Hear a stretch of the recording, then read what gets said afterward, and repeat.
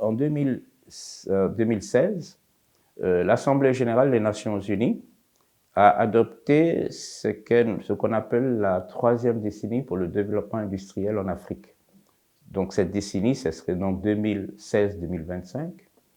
C'est la troisième décennie de ce type-là, puisqu'il y en a eu deux autres auparavant.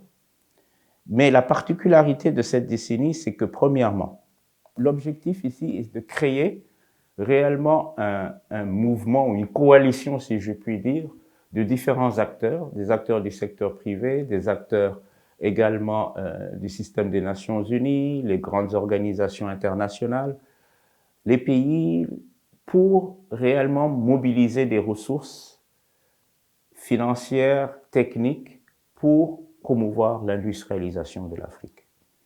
Donc, on voulait, l'idée, c'est de vraiment donner un contenu beaucoup plus déjà, je dirais, concret à cette décennie-là, qu'il y ait des réalisations concrètes, qu'il y ait une feuille de route concrète. Et une des idées qui a émergé, c'était de dire que c'était important qu'il y ait cette appropriation, ça, également nationale, au niveau de chacun des pays africains, et qu'il y ait également, disons, des personnes qui sont des personnes exemplaires, qui puissent effectivement promouvoir l'industrialisation auprès de différents partenaires internationaux et nationaux.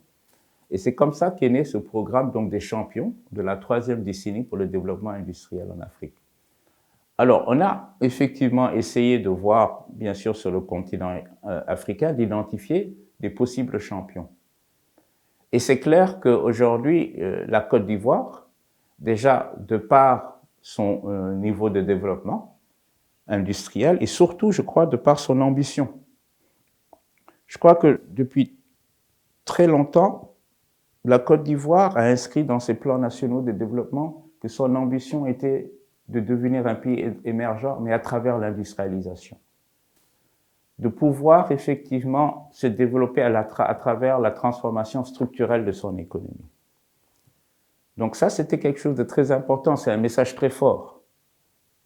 L'autre élément, c'est que ce message a été porté réellement par le gouvernement et notamment par le président Alassane Ouattara. Donc, il était tout à fait naturel pour nous, on nous dit, qui avons en charge, en fait, la coordination de la mise en œuvre de cette troisième décennie, de demander donc au président Ouattara s'il acceptait de devenir champion de cette troisième décennie. Et nous sommes très reconnaissants qu'il a accepté, effectivement, d'être champion de cette troisième décennie. Nous sommes en train aujourd'hui de travailler avec ces équipes, avec l'équipe du président Ouattara et le ministère donc de l'Industrie, sur l'identification d'un certain nombre d'activités et d'actions. Bref, un plan de travail, si je puis dire, un plan d'action pour lui et pour lui permettre donc effectivement d'exercer cette fonction de champion. C'est vrai que malheureusement, la pandémie de la Covid a empêché l'organisation d'un certain nombre d'événements et de manifestations auxquelles il avait déjà accepté de participer. Mais cela va dire qu'il va sans doute faire un certain nombre donc d'interventions, d'entrevues, d'entretiens pour réellement promouvoir sa vision de l'industrie et la partager avec donc tous les pays africains et je dirais même avec la communauté internationale.